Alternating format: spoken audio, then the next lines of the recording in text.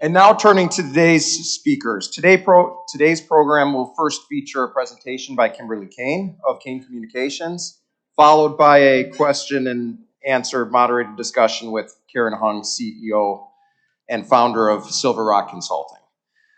For those of you who don't know Kimberly Kane, she is the president and CEO of Kane Communications Group. She's an award-winning journalist and public relations practitioner. Her firm works with executives to align communications with business strategy, defining brands, building reputations, and inspiring business results. Kimberly is a mom of four. She grew up in Los Angeles, where her father operated a gang prevention and juvenile diversion program. She and her twin sister spent years working with their dad in the city's most dangerous housing projects. These experiences inspired Kimberly to pursue a career in journalism, where she saw an opportunity to do more than just report on difficult news, but to share stories of hope and to empower viewers with well-researched, objective information. For those of you who don't know Karen Hung, Karen is president-elect of our Rotary Club, as well as the CEO and founder of Silver Rock Consulting. Her consulting group focuses on growth and transformation strategies and business models for her clients and her customers. You may not know that Karen was named a woman of influence by the Business Journal, a woman of distinction by Milwaukee Magazine, and a notable woman on boards by Biz Times. In addition to Silver Rock and Rotary, she's busy serving on 9 boards, including Ascension, Wisconsin, KeHE, a $9 billion national food distributor, and Florence Eisman, an upscale children's apparel company. So please welcome first to the stage, Kimberly Kane.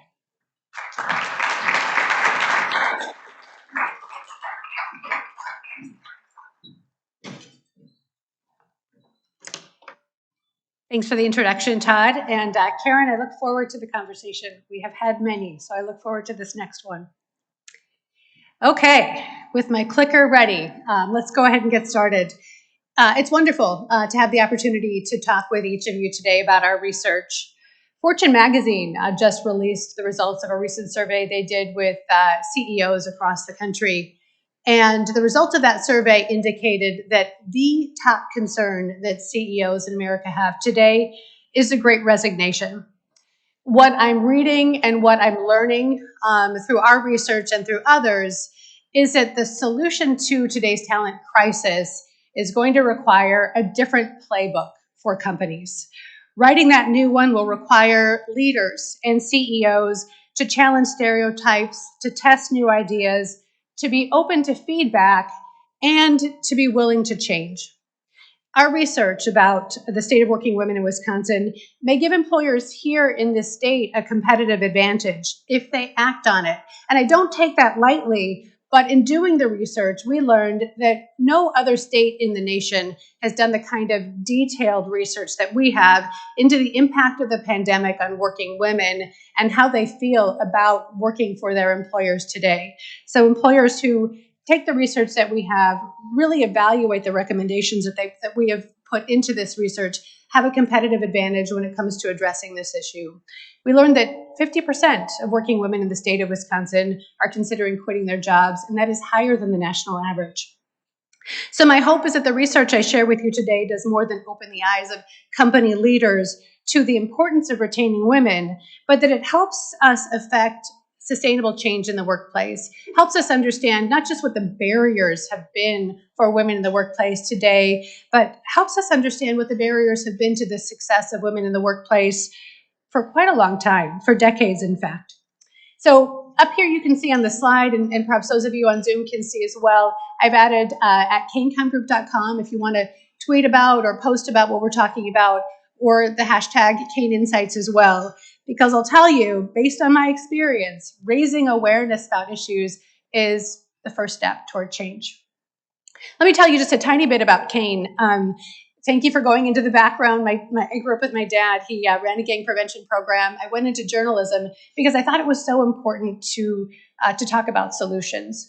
When I left the world of journalism, what you may not know is that I actually went into executive search. I spent about 5 or 6 years working in executive search, helping companies from private equity and venture capital all the way up to Fortune 500 build their teams. But here's the problem with having a former journalist work with you on search strategy. My goal was always to dig into the problem. Why is it that we have such high turnover? Why is it that candidates don't know about you? Why don't they want to join your company? And finding answers to those questions led into much deeper questions around employer value proposition, your brand, how you're communicating with your employees and how you're engaging them, how you're helping them thrive in the workplace.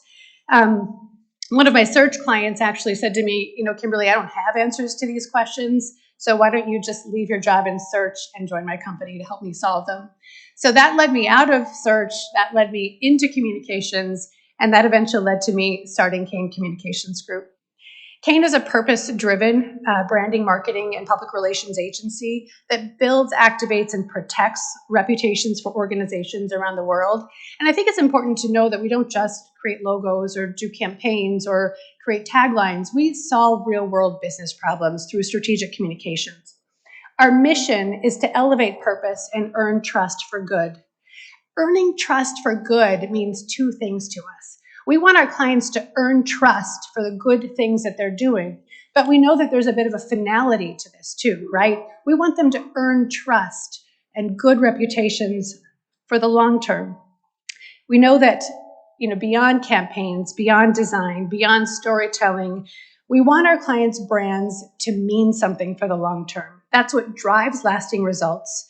And we believe that communities thrive when businesses are earning trust and they're doing things for the good of their community. We carry that belief through our process, and you'll hear a little bit about that as I talk about the research. So today I'm going to share just a little bit of background with you to set the stage for the research, and then I'll get into the methodology, the findings, and the recommendations we've put together. Karen Hung will then join us on stage, and she'll ask me some of the tough questions, and then I look forward to the questions from the audience as well. So here we go. I think we can all agree that women play a vital role in business and in our economy. And in 2009, the Harvard Business Review actually put a report together called The Female-Led Economy. And at that time, they said, 2009, women now drive the economy. And this was the start of some really exciting information that I was tracking about the impact of women in business and in the work world. In 2018, the World Economic Forum did a study, and they found that when more women enter the workforce, everyone benefits. Women bring a new way of thinking. We bring new skills. We elevate productivity. We create efficiencies. And as a result, businesses grow. Businesses are more profitable. And guess what, guys? Your salaries actually go up because of us. So an important factor there. By 2019, I was preparing for a presentation I was doing with Biz Times. I was preparing to moderate their Women in Business panel, and I came across this statistic. And to me, this said, gosh, we are gaining such great momentum. This was a report from Morgan Stanley that said that women were earning bachelor's degrees at that time at faster rates than men. And take a look at the percentage of women who were the primary breadwinners in their families. It's pretty significant, and it was exciting to me to see the kind of progress that we were making. But then 2020 hit, and our world's changed.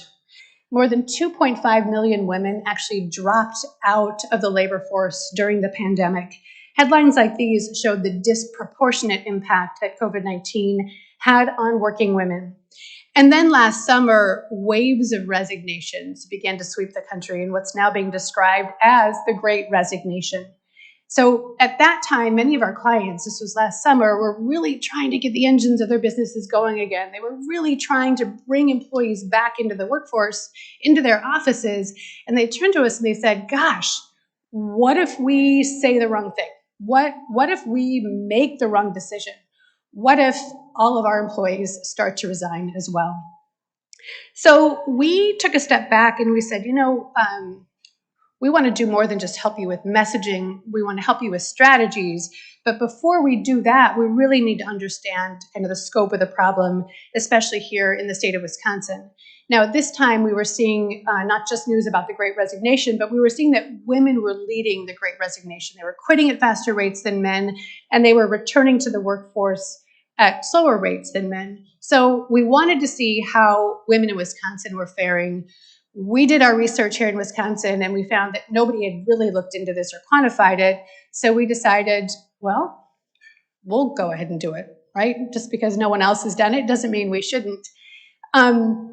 And just a tiny sidestep, everything we do is in line with our brand and with our purpose. So people have said to me, Kimberly, why in the world would a small PR agency like yours go ahead and do this kind of detailed study in the state of Wisconsin? Is this a passion project? Is this something that your clients have asked you to do? And the answer is, well, kind of, but it's really in line with who we are as a company. It's in line with the work that we do to help our clients build purpose-driven brands and to promote and protect their reputations. But it's also in line with Kane's corporate citizen commitments. Empowering women in the economy and closing gender gaps in the world of work are key to achieving the United Nations 2030 Agenda for Sustainable Development. And as a woman-owned and woman-led company, Kane looks for ways constantly to advance these efforts. So I'm proud to say that we are a member of the United Nations Global Compact USA network, and we are on our way to becoming a certified B Corp. So doing this research is really in line with what we stand for as a company and our process, the way we approach all of our work, starting with research. Those of you in the audience who are clients, know we talk about research all the time. So if the pandemic taught us anything, it is that recruitment and retention are directly tied to a company's reputation. And reputations are not merely stated, they are earned. The Great Quit is fueled by poor corporate policies, out-of-touch management, and inadequate communication. Our research validated that, but we're also seeing that in the national research. And if you are constantly not able to retain your employees, that is a reflection of your reputation. Some are now calling this time not just the Great Resignation, but the Great Reckoning, as companies are grappling with these problems and coming to terms with issues inside their companies and the consequences. So the Great Resignation to me was a sign that there was a disconnect between employees and their employers, especially working women. So if we're going to help our clients, we need to really dig into what that disconnect is. Our goal with the Kane Insight study then was to identify the issues and the trends and help our clients make informed and responsible decisions to retain employees, especially women. In this post-pandemic era, we wanted to know, what does a modern day work environment look like that enables Wisconsin's working women to be at our best? Helping our clients take these kinds of intentional steps benefits their businesses in today's changing world in which society expects companies to act in the best interest of their stakeholders. You think about the way your kids or your grandkids are making decisions. Social impact is very important to them. And if as businesses we're not looking at our operations and the decisions we're making through the lens of social impact, our kids might get mad at us, but our customers may increasingly choose to visit a competitor of ours, and employees may choose not to work with us. The good news is research increasingly is showing that when companies do good in the world, they also do well. So as we did the research, we did the analysis, we got that data back, I had an aha moment when I started seeing these headlines beginning to come out. Headlines about the number of women who are considering quitting, and additional headlines. So before we released this information to our clients, I pressed pause. I called Karen Hung. I called Dr. Eve Hall, who is in this room, I think, and a few other women, and I said, can I read these statistics to you and tell you kind of what this data is saying to us? And then I need your advice, because I think we need to release this research statewide and use it not just for our clients. And they agreed. And thank you very much to all of you for being so candid with me. It was an aha moment. And that's when we decided to turn the corner and release this information to the state. So let me go ahead and show you how the report is broken down. I have a couple of copies here. If you want hard copies, I can also get you hard copies. You can also download this report at kaneinsights.com. So we group the major insights that emerge from the data into the 6 categories that you see outlined here. We have Gen Z, women of color, working mothers, stress and mental health, purpose. And then we did a special subsection on industries, because there are some industries in this state that we call sector setbacks, where we saw significant kind of pops in the research where there are issues that leaders in these industries really need to pay attention to when it comes to women: pay equity, stress, flexibility, and that sort. So we discuss not just the research in this report, but we also discuss insights that employers can put to work to address the insights. So here's an overview of the methodology, and I think this is really important for you to take a look at. We did a random sample of 980 working women from across the state of Wisconsin. That survey sample represents the demographic makeup of the state very closely. We conducted the survey itself over the summer in the middle of July. The margin of error was about 3.1% with a 95% confidence rate, which makes me feel really good about the statistical significance of the data. We drafted the questions and the research strategy, and we worked with a researcher to conduct the on-the-ground telephone polls and the surveys. We wanted to assess current feelings of well-being, support, stress levels, employer communication, and satisfaction with people's jobs. And then again, we wanted to do a look at industries, which industries are doing well in terms of retaining and engaging working women, and which industries have some real lessons to learn here in the state of Wisconsin. From the perspective of positive findings, and I won't read every one of these statistics, I think you'll get a good picture here. Women in the state of Wisconsin want to work for companies that are doing good in the world. So we asked the women in our survey some questions about purpose, because we wanted to test our theories. How important is purpose to working women in the state of Wisconsin? And you see 86% of working women in the state believe they work for purpose-driven organizations, and you'll see a high percentage who also say working for a purpose-driven organization is very important to them. One thing I found interesting when you kind of look at polarization, you look at opinions and attitudes in the context of what we read about and hear in the news, is women who self-identified as Republican or Democratic had a lot in common. We saw very few differences in terms of how women feel about work, whether they're Republican or Democratic, and about the importance of communication from their employer. Concerning findings, the top one is that 50% of working women in the state of Wisconsin are considering quitting their jobs right now. So if you think about your own workplace, you think about half of the women in your workplace may not want to be there. They may want to quit. That was alarming to me. The number one reason women are considering quitting across every demographic is they feel undervalued at work. And that's a very important concept to think about, feeling valued or undervalued. Nobody wants to be treated like a position description or somebody who is a cog in the wheel to achieve a metric. Unfortunately, many women do feel that way at work. Almost half of them report difficulties balancing work at home responsibilities during the height of the pandemic. We saw stories about this. More than 20% report being somewhat or very unsatisfied with their current work engagement. This speaks to how we're handling hybrid or remote or in-person work. And then sector setbacks, manufacturing, transportation, energy, and agriculture. We saw a number of sector setbacks. So 42% of women who work in this industry or these industries disagree that their employer cares about their mental health, as compared to 23% across all other industries. So key areas that we spelled out in these spreads were based on trends that came up in the research. Stress and mental health is a big one. We found that many working women in the state of Wisconsin feel that their employer's policies don't support mental health, and many of them disagree that their employer even cares about their mental health.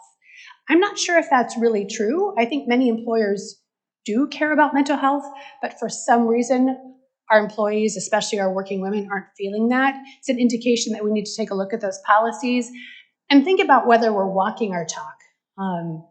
Higher stress levels. So we found that women in the state of Wisconsin have stress levels that are 36% higher than the national average. And if you're looking at it through the lens of a business owner or a business leader, stress impacts productivity. 61% of working women told us that. The women of color findings were particularly concerning to me.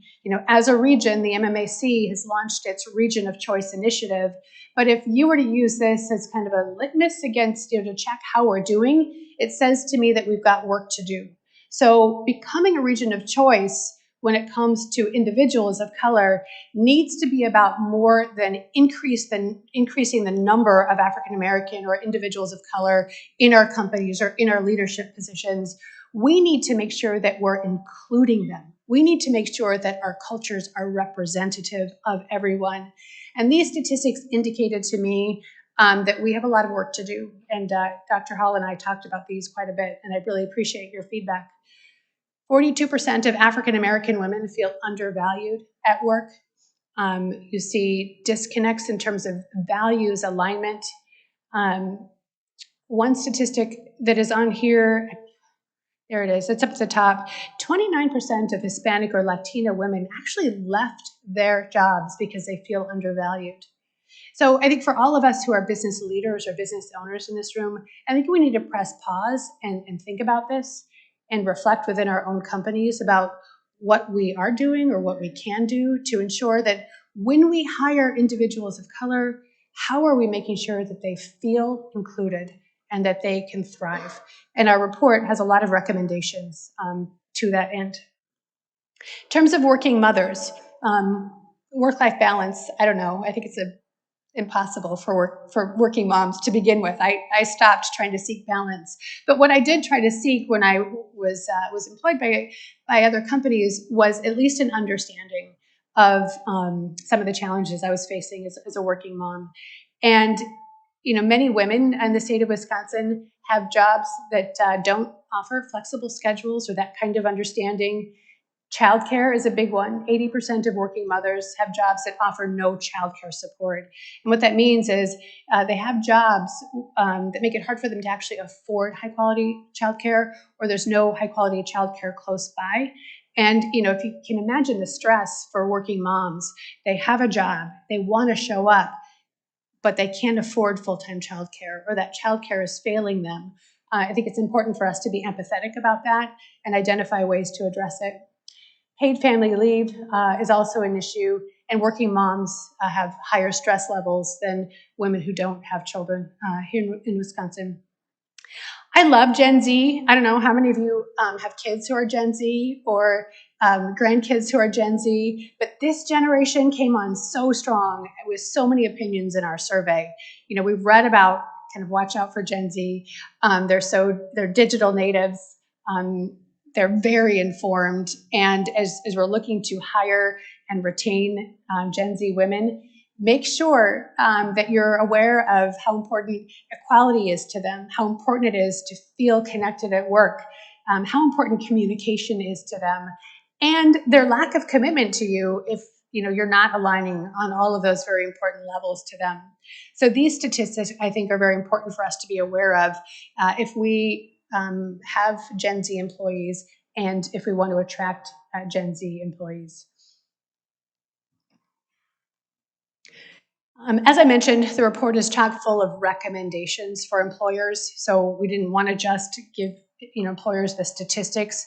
We brought a group of working women together, actually groups of them. We had an in-person session with a number of women, almost 24 women joined us in October. And then we held a number of sessions, either work groups online or met one-on-one with working women of all demographics, all age groups, all experience levels to say, take a look at these findings. And if you were to design a set of recommendations for employers to address retention issues at work, what would you recommend? So for working mothers, one of the top recommendations is modernize parental leave policies to make them gender neutral. Recognize that dads have an equal role in parenting to moms. Also recognize that 17% of working women in the state of Wisconsin identify as LGBTQ. So gender neutral policies are very important. For overall women's stress and mental health, make positive recognition important. For women of color, combat implicit bias and race in all of your recruitment and promotion. Don't just say you're doing something, but demonstrate how you're doing the right thing. And for Gen Z, ensure that your brand is purpose-driven. Larry Fink stated in a letter he wrote to CEOs in 2019 that purpose is not a mere tagline or a marketing campaign. Purpose is a company's fundamental reason for being, what it does every day to create value for its stakeholders. There's another interesting article recently from Fast Company magazine that really dug into purpose and talked about how purpose is now table stakes for any company that wishes to be relevant, competitive, and at the highest levels beloved. As a company, I think we can be beloved. I think we want to be beloved by our employees and our consumers. Those organizations without a clear purpose are already behind and can expect to face a great reckoning of their own in the years ahead. I had a conversation with a chief marketing officer early today about this, and he said to me, Kimberly, you've got to help me demonstrate the business value to purpose and what's coming if we don't begin to adopt a purpose-driven brand and take a look at the impact of environmental, social, and governance reporting metrics on our company.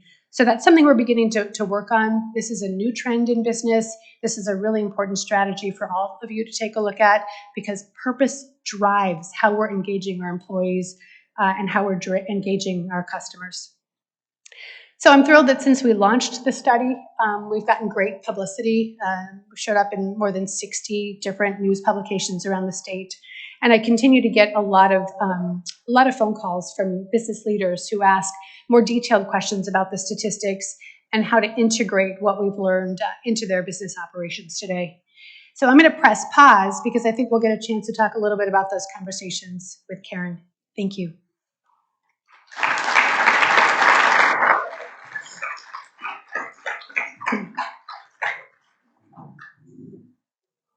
Kimberly, can you hear me? Kimberly, that was great. And, I've heard this a few different times, and every time I get something out of it. Everybody, this is a little bit of how we're going to run these next few minutes. I have a few questions for Kimberly. We're going to open it up for the audience. For those online, please feel free to join us and text your questions to 414-840-9623. 840-9623. So we'd love to hear from you as well. Wow, Kimberly. What strikes me as you've talked about this is this report and this effort has given us all really it's given us some room for dialogue and thinking and a platform for voice and discussion. And just to repeat a couple of things that struck me again was 50% of the women who are working whom you surveyed are thinking about quitting. And of course, you had all the different segments. I am very curious, as you've gone around and have been invited by various business leaders to speak about this, what are you hearing? I hear a lot of pause because most companies have not done this kind of introspection. And as we look at the headlines and the concerns about the resignation around the country, companies are not, here in Wisconsin, are not as clear on their own risk for this trend hitting their companies as well. So a lot of questions about, how at risk are we? How do I know if women in my company are considering quitting at this rate?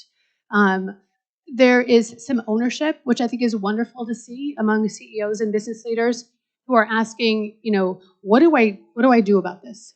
I got a phone call from a CEO after I was on the radio at one point who said to me, we've done a lot related to mental health and mental wellness within the company. We realize that stress and mental health are very important. But he said, I've never thought about my employees feeling valued. That just never struck me. So those kinds of conversations are leading, I think, to some real introspection. And that's where I think we'll see some good change.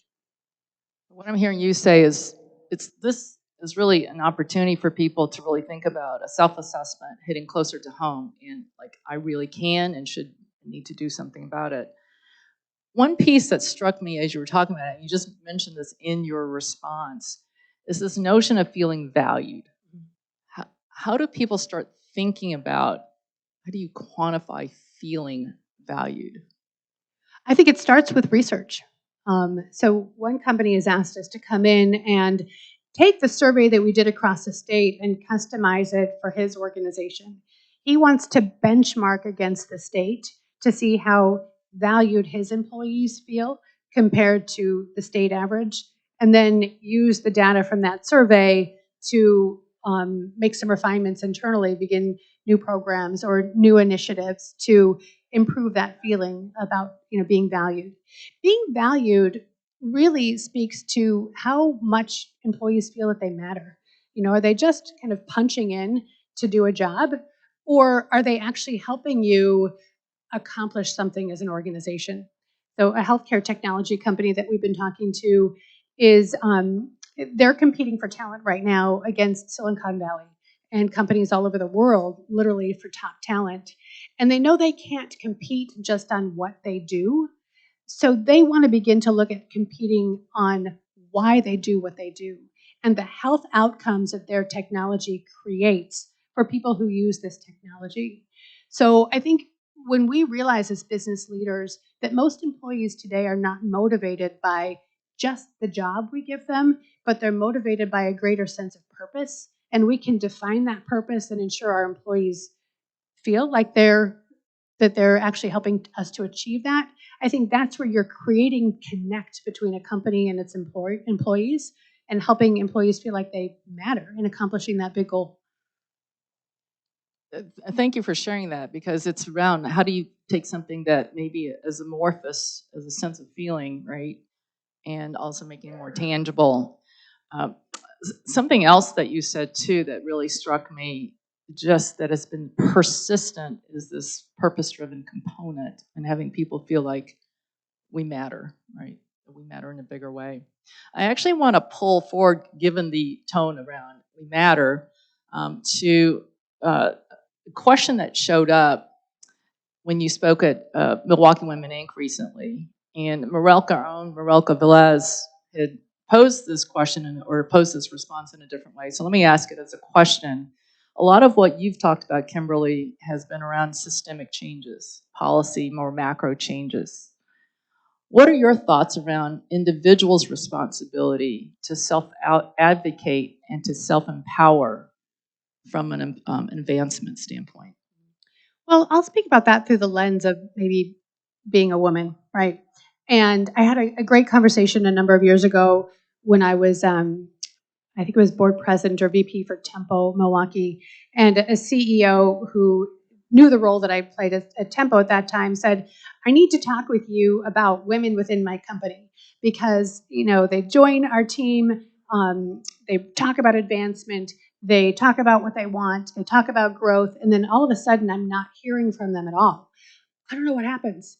And I don't even know how to find out what's going on. And I think looking at this through the lens of women, and through the lens of any employee, I think it's very important for us to give ourselves permission to speak about what's happening in our lives, and to speak about what's changing. And if we don't give ourselves permission to do that, I see women kind of put their heads down and they go, oh, my boss won't listen to me, or, oh, I might be fired if I speak up. Are you kidding me? Things will never change if you don't speak up. And I think that's what this CEO is pointing to. People get married, people have children, their spouses might lose a job, their family members might get sick, and then your job performance might suffer.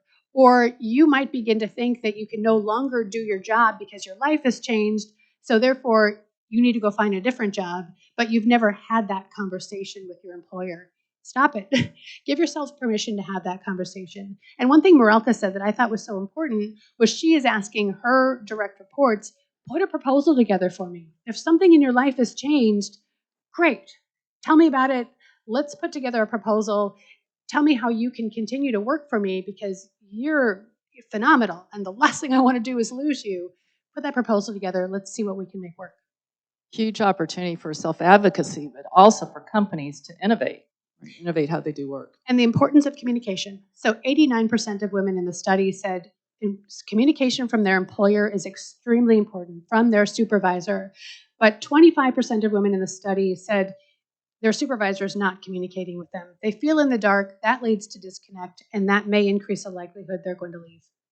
That's great.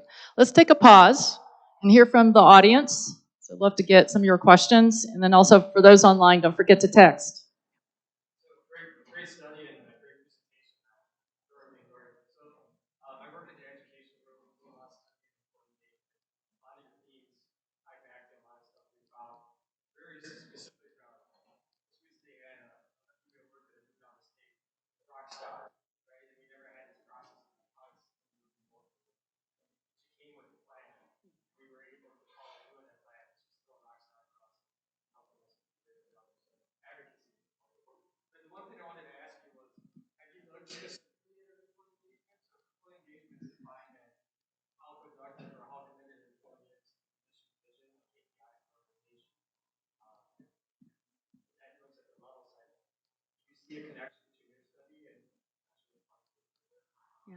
Our study didn't look specifically into employee engagement, but it did take a look at kind of stress and some of the issues that lead to the disconnect between employees at work. So maybe if you took that one step further. So the question was, did we take a look at employee engagement in our survey? And we did not take a look specifically at employee engagement, but some of the factors that impact how connected employees feel at work. So when they're stressed out at home, or when they don't have the flexibility they need, or if they feel that their pay is not equitable. Those are the kinds of things that impact productivity, which could impact engagement. Other questions? Yeah.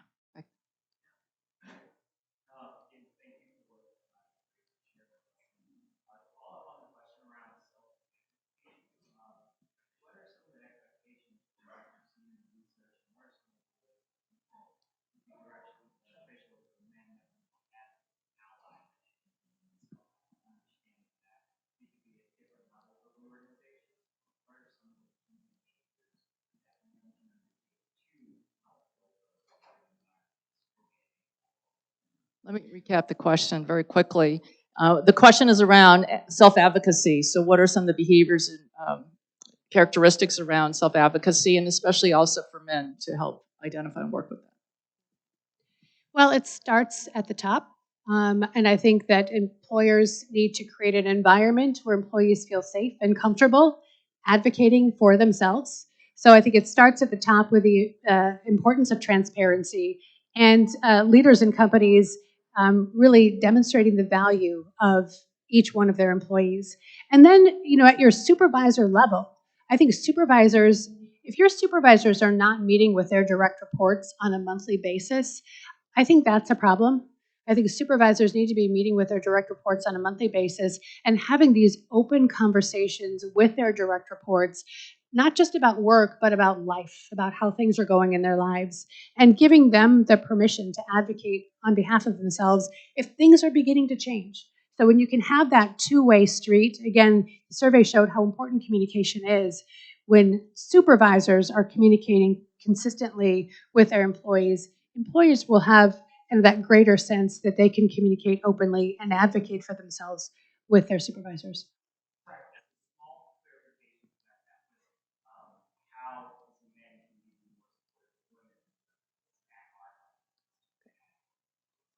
I missed that. Okay, so the clarification is how as men can we be more supportive? I think it's the same thing.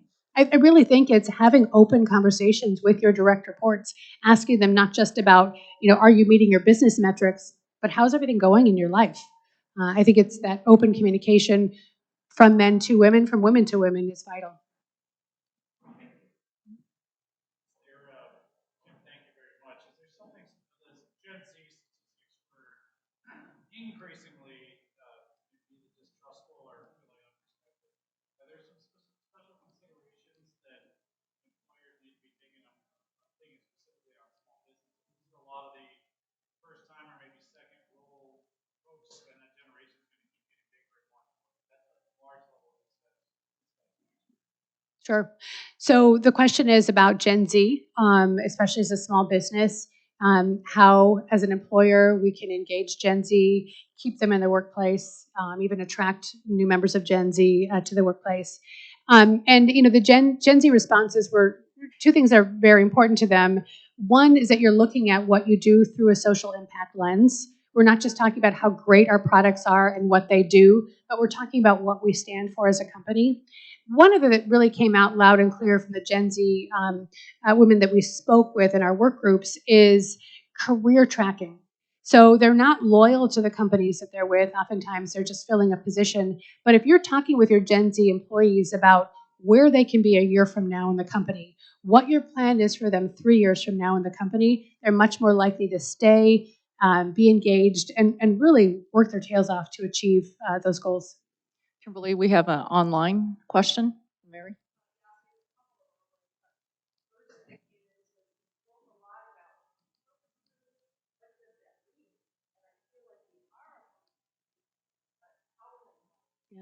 That's a great question. So the question is, I spoke a lot about purpose-driven. What exactly does purpose-driven mean? We think we're purpose-driven, but how would I know? I hope you'll follow up with me by email and let's have a conversation about this, because this is where business is going. So purpose-driven companies focus not just on traditional business metrics, what we produce, the services that we provide, how much money we're making. Purpose-driven companies focus on the good that they're doing in the world. And we're not talking traditional philanthropy. So I'm not just writing big checks and sending droves of employees out to volunteer one day a year. We're actually tracking the impact we're having on society. So there are some really great examples out there of companies that are purpose-driven. I think Northwestern Mutual could be a good example. When you take a look at right now their connection to the Milwaukee Tech Hub, technology is very important to Northwestern Mutual, but through apprenticeship programs, they're building pipelines of individuals to bring them to introduce them to careers in technology, which will then career track them into workplaces like Northwestern Mutual. And they're tracking those metrics. So we may be familiar with environmental, social, and governance requirements. Today, US-based businesses are not necessarily required to report out on non-financial ESGs, but that's coming. So we need to take a look at environmental, social, and governance standards and look at how we're reporting out, again, not just on traditional business metrics, but ESGs and the good that we're doing in the world. I think we have another online question if we can. And I just want to comment on the purpose-driven. I think it's really gathered a lot of momentum over the last several years. Yeah.